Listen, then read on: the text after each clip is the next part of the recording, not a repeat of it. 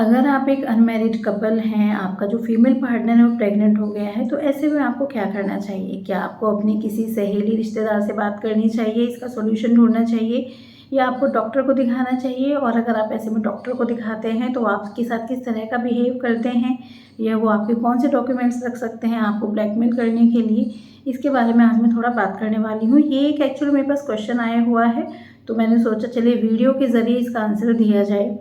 तो अगर आपकी शादी नहीं हुई है और आप ऐसे में प्रेग्नेंट हो जाती हैं, तो आपको घबराना नहीं है, आपको सीधे गायनेकोलॉजिस्ट के पास जाना है। जब आप उनके पास जाएंगे तो वो आपसे एक अल्ट्रासाउंड निकलवाने के लिए कहेंगे। अल्ट्रासाउंड इस टाइम पे आपका होगा ट्रांसवेजाइनल अल्ट्रासाउंड। इससे क्या है, जो अर्ली वीक्स की प्रेगनेंसी होती है, यानी कि कम हफ्ते की प्रेगनेंसी भी पकड़ में आ जाती है, और जो पेट के ऊपर से अल्ट्रासाउंड होता है उसमें कई बार कम वीक्स की प्रेगनेंसी मिस आउट हो जाती है। तो इसलिए ट्रांसवेजाइनल अल्ट्रासाउंड करवाना ज़रूरी होता है, क्योंकि कुछ लोग उस टाइम डर जाते हैं कि पता नहीं ये वाला क्यों करेंगे और क्या कर सकते हैं हमारे साथ। कुछ फीमेल्स को इस तरह के डर भी होते हैं, तो ट्रांसवेजाइनल कराया जाता है अक्सर। एंड इस अल्ट्रासाउंड से क्या पता चलता है, क्या हेल्प होती है? एक तो लोकेशन पता चलेगी बच्चा ठहरने की। कई बार क्या होता है, जो बच्चा है ट्यूब में ठहर जाता है, जिसे को एक्टोपिक प्रेगनेंसी कहते हैं, और अगर बच्चा बच्चेदानी में है तो फिर तो कोई बात ही नहीं है ना। क्योंकि जो ट्यूब की प्रेगनेंसी होती है वो जानलेवा भी हो सकती है, या उससे कोई ऐसी दिक्कत हो सकती है फ्यूचर में कि आपको प्रेग्नेंट होने में प्रॉब्लम आए। तो इसलिए लोकेशन का पता चल जाता है अल्ट्रासाउंड से।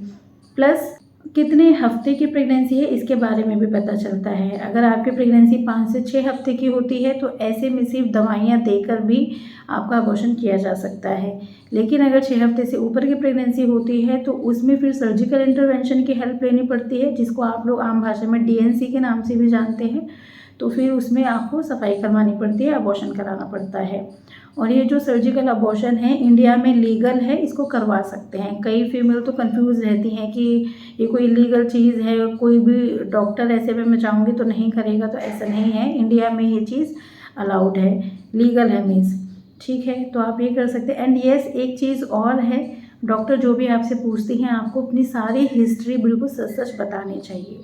तो ये होता है एक नॉर्मल सा प्रोसीजर। अब इसमें गलतियाँ कहाँ कहाँ हो जाती हैं?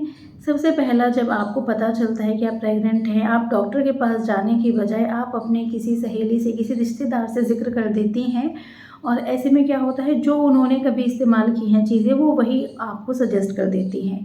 अब आप डिफरेंस आप समझ रहे होंगे कि अल्ट्रासाउंड से आपकी जो वीक्स की प्रेगनेंसी है वो देखी जा रही है, लोकेशन देखी जा रही है, तो आप बिना ऐसे टेस्ट किए जाने दूसरे की आजमाई हुई चीज़ें अपने ऊपर कैसे आजमा सकते हैं? तो अक्सर इन केसों में और दिक्कत आपको झेलनी पड़ जाती है, और कई बार ऐसी परेशानी हो जाती है कि फीमेल फ्यूचर में माँ भी नहीं बन पाती है। तो इसलिए किसी से सखा सहेली पे नहीं जाना है, हमेशा डॉक्टर को विज़िट कीजिए।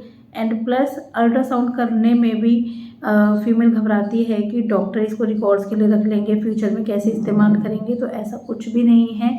गायनेकोलॉजिस्ट के लिए वो जो डॉक्टर है जिसके पास आप जा रहे हो दिखाने के लिए, आप एक आम पेशेंट हो, उन्हें इन सब चीज़ों से कोई मतलब नहीं होता है, तो डरने की ज़रूरत तो बिल्कुल भी नहीं होती है, ठीक है। उनके लिए आप एक पेशेंट ही हो उनका। तो आई होप ये वीडियो आपको समझ में आया होगा, आपको पता चला होगा कि अगर अनवांटेड प्रेगनेंसी है, ठहर गई है, आप नहीं रखना चाहते तो आपको क्या करना चाहिए। एंड अगर वीडियो पसंद आता है, हेल्पफुल लगा हो तो लाइक कीजिए।